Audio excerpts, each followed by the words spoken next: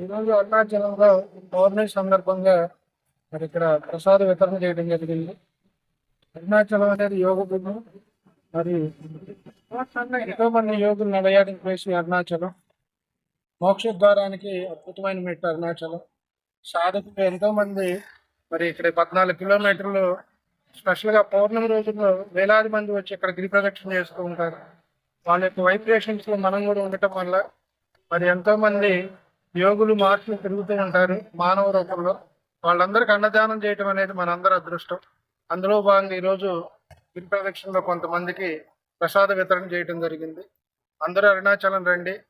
అరుణాచలం ప్రతి వ్యక్తి కూడా జీవితంలో 3 అంశాలు కోరుకుంటుంది. ఒకటి సంపద, ఆరోగ్యం, ఆనందం. మన భారతీయ సనాతన ధర్మంలో వీటి మూడితో పాటు ఇంకో తెలియని పదం, మనందరికీ తెలిసిన పదం మోక్షం.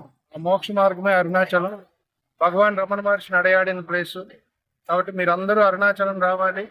అరుణాచలంలో గిరి ప్రదక్షిణ చేయాలి. అందరూ అన్నదానం చేయాలి. ఇక్కడ సాధన చేయాలి. మెయిన్ సాధన. మన ప్రపంచంలో ఉన్న ఫారినర్స్ అందరూ కూడా ఇక్కడికి వచ్చి అద్భుతంగా సాధన చేసుకుంటూ ఉంటారు. మనకు అతి దగ్గరలో ఉన్న కైలాస మానస సరోవర్ వెళ్ళాలంటే వెళ్ళలేము. ఎందుకంటే డబ్బు ఉన్నప్పటికీ దానికి కావాల్సిన శక్తి మన దగ్గర ఉండాలి.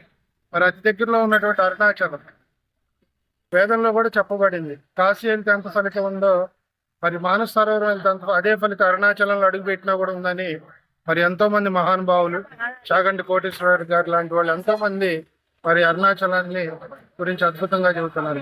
సో కాబట్టి చూడండి, అద్భుతంగా ఎంతో మంది ఇప్పుడు కూడా నిన్నటి నుంచి కొన్ని లక్షల మంది గిరి ప్రదక్షిణ చేస్తూనే ఉన్నారు.